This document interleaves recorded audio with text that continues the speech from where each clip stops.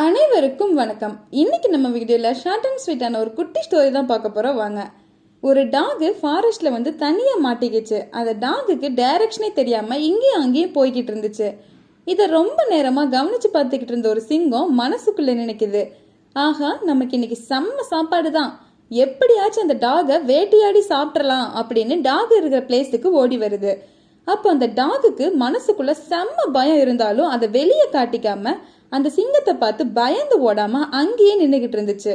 அந்த டாக் நிக்கிற இடத்தை சுத்தியும் நிறைய எலும்பு துண்டுகளா இருந்துச்சு. உடனே இந்த டாகு சத்தமா இந்த சிங்கம் சாப்பிட ரொம்ப நல்ல டேஸ்டா இருந்துச்சு அப்படின்னு சொல்லுது.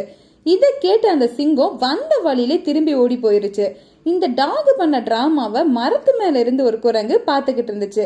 உடனே அந்த குரங்கு நினைக்குது, இந்த நாய் பண்ண டிராமாவை நம்ம எப்படியாச்சும் சிங்கத்துக்கிட்ட சொல்லி நல்ல பேர் வாங்கிடலாம் அப்படின்னு குரங்கு போய் சிங்கத்துக்கிட்ட சொல்லுது. இதை கேட்ட சிங்கம் பயங்கரமா கோவப்பட்டு குரங்கு கிட்ட சொல்லுது, அந்த நாய் என்னையவே முட்டாளாக்க பார்த்துருக்கானா, அந்த நாயை சும்மா விட மாட்டேன் அப்படின்னு சொல்லிட்டு சிங்கமும் குரங்கும் அந்த நாய் இருக்கிற இடத்துக்கு வர்றாங்க. இதை பார்த்து அந்த நாய் மறுபடியும் சத்தமா சொல்லுது, எனக்கு இன்னும் பசிக்குதுன்னு குரங்கு கிட்ட சொன்னேன், இன்னொரு சிங்கத்தை கூட்டிட்டு வர சொல்லி, அப்பாடா அவங்களே வந்துட்டாங்க, இன்னைக்கு ஒரு புடி பிடிச்சிட வேண்டிதான் அப்படின்னு சொல்லுது. இதை கேட்ட சிங்கமும் குரங்கும் வந்த வழியிலே அலறி அடிச்சுட்டு ஓடிட்டாங்க. ஃப்ரெண்ட்ஸ், இந்த ஸ்டோரியிலேருந்து உங்களுக்கு புரிஞ்சிருக்கும்னு நினைக்கிறேன். எந்த நேரத்துலையும் உங்களோட செல்ஃப் கான்ஃபிடென்ஸை மட்டும் விட்டுறாதீங்க. இந்த ஸ்டோரியில் இருக்கிற குரங்கு மாதிரி நம்ம லைஃப்லையும் நிறைய பேர் வருவாங்க, அதுக்கெல்லாம் ஃபீல் பண்ணிட்டு இருக்காதீங்க.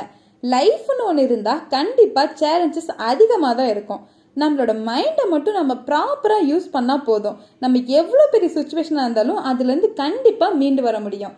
இந்த ஸ்டோரி உங்களுக்கு யூஸ்ஃபுல்லாக இருந்துச்சுன்னா உங்கள் ஃப்ரெண்ட்ஸ் எல்லாருக்குமே ஷேர் பண்ணிடுங்க. நான் சொல்கிற ஒவ்வொரு ஸ்டோரியும் உங்கள் லைஃப்பை மோட்டிவேட் பண்ணும். அதே மாதிரி நீங்கள் பண்ணுற ஒவ்வொரு லைக் அண்ட் சப்ஸ்கிரைப்பும் என்ன மோட்டிவேட் பண்ணும்.